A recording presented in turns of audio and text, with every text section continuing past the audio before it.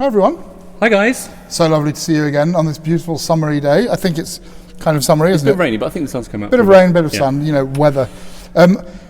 Today, Dan and I wanted to talk to you about, again, this keeps happening, but it's because there are so many wonderful people. One of our absolute favourite perfumers in the world.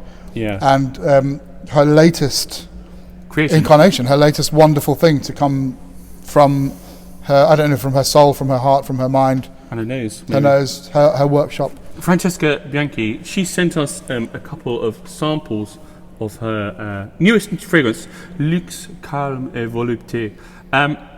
When this fragrance, these three words are taken from a poem by Baudelaire. Yeah. And Francesca was also inspired by a painting by Matisse, which is after the poem. I might put up a picture. Yeah, here. It's a very nice painting. It is, and I think it's got definitely connections with this fragrance, which we'll talk about. Yes.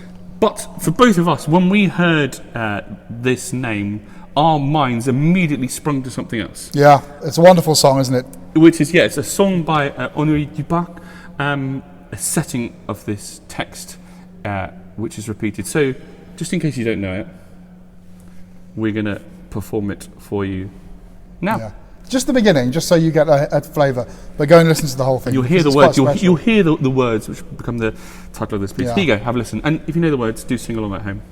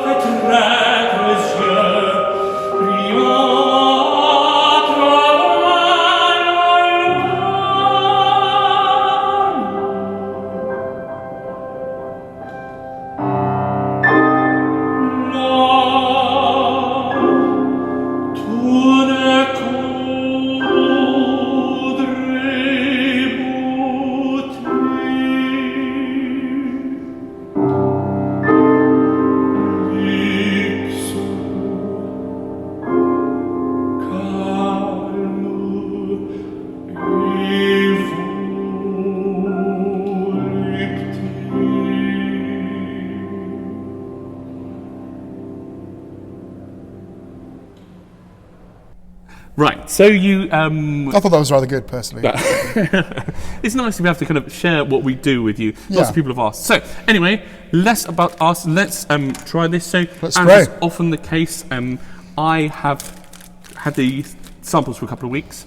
So I've worn it on skin. I've lived with it for a little bit longer. Joe has not, so you're going to get his first unfiltered impressions. I've got 3 cards. I've just been imagining this perfume and what it would be like. And the one thing I was definitely imagining was, will it have that sort of Francesca Bianchi signature thing? You know what I mean? I don't know what it is, but... And it does. It absolutely does, yes. It does straight.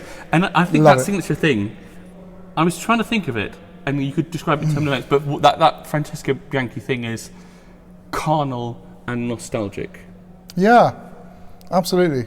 there is always that quality, isn't there? And it's very, it's always animalic in a sense, not in the sense of pure funk and dirt, but it's always skin and flesh and it's real, but it's human not, contact. It's not overt funk that never. she does. It's never. the sexiness. But what I think is different with this, that's really this does feel slightly different. I thought this was going to be a bit like Tiger Tiger. It's not quite. There's an amazing... Well, I kind of get the start of this, and quite a lot of this fragrance is dominated by galbanum, this kind of bitter kind of... Yeah. It's kind of like bitter, but it's also kind of almost fresh in a kind of bracing way. And I'm getting a lot of like bitter citrus oil, which I love. Yeah, and there's this amazing, bright, vivid. If you might put the picture up again, but I think the image of that kind of hazy, mouillé. Yeah. Which is the term in the French poem. As you say, kind of oily. It's not quite refreshing, is it? No, it's tart, and it's sort of tartness. real. It's tartness, and the way it kind of combines. I guess the galbanum actually comes a little bit later than this. There's also a slight powdery feel. Yeah, that's something I associate with Francesca Bianchi perfumes. That beautiful powderiness that's not in any way dated, but actually is very. I don't know what the word is. Very sensual. Yeah, but there's something different about this one. There is a lightness, not just a lightness, but a feeling of space.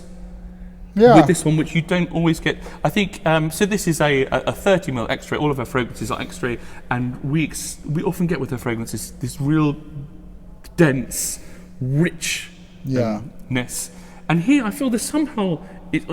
Not that I feel it's necessarily lighter, but there feels like there's a bit more space. Yeah, there's an energy to it, isn't there? There's a bit more. There's a bit more diffusion and a bit more daylight coming through the clouds. But with a haziness as well. There's kind of clarity in moments, haziness, and sort of blending of colours. But I think the kind of dreaminess, which the poem's all about, this kind of slightly impressionistic text. Escaping slightly to trippy, this, isn't it? It's escaping to this land of kind of freedom where you're free to love and free to die and do whatever you want. But I really like that. I love it. I really like galbanum anyway. But there's loads of it in this, and you start to get that more and more. And the thing with galbanum, it is quite bitter, and I can understand why some people wouldn't like it. It can have a slightly austere, slightly. I don't mean harsh as in. Harsh as in smelling harsh, but harsh as in feel. It's quite serious. Yeah. It's a serious note. I mean, I've put unsettling, but also inviting. Yeah. And I've also written sexy, strict, dangerous. I'd buy that, and thanks for the compliment. Back to the fragrance. Yeah, sorry. I would buy that. You know what I mean? It's inviting enough to sort of lure you in, but it doesn't go all the way. Somehow. Yeah. It's got a bit of an edge to it. I don't find it especially green. I got maybe not green. It's not going into a full up green sheep, and I think maybe because that kind of there's that tangerine fruity, citrusy, clementine feel, which kind of steers it away from that and keeps it on the bright side of green. But I feel that galbanum is definitely offering bitterness, and on skin when I wore it, definitely gone almost all the way through. I got galbanum. The other thing, so eventually, very good. You might not get here on this, but I get a little bit of ylang, but the main thing, actually, continuing on that slight bitter feel, was you start to get hyacinth. Okay. In the poem, we didn't do the second verse, but he talks about diacinthe, exactly, hyacinth and gold, and that's what I start to get this hyacinth coming out in the mid, which again it felt really nostalgic. I was thinking back to Guerlain's and absolutely. But in a way that, I mean, I guess we do have a taste for kind of vintage fragrances and stuff like that, but I don't feel it doesn't feel old.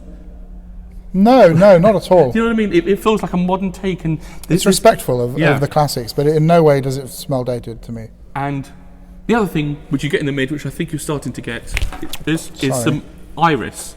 And Francesca's fragrances often have this kind of really orrisy. Yeah, that's one of the signatures, I think, isn't it? That really buttery iris. But I feel here it's somehow a tiny bit, a little bit more powdery, lipsticky iris than it has been before. Whereas before it felt like that kind of orrisy leather base. This, it's a bit more ironone-y. Yeah, I can see what you mean. It sort of penetrates a little bit more. Yeah. It's a little bit more like those iris notes in something like Iris Silver Mist, which is it's almost veers into a slight carrot seed. A little bit, yeah. Direction. But I also, it seemed to carry on with this idea that you were saying about the kind of haziness, as opposed to like a thick underbelly. It's more like kind of a hazy. It's an impression. It's an impression of something on which you can project your own clarity. And even in the dry down, it doesn't go to a dark, heavy dry down. It's more a kind of a benzoiny sandalwood kind of amber dry down. I found. You're not going to get that. I mean, I have to get that on skin later. I have to imagine.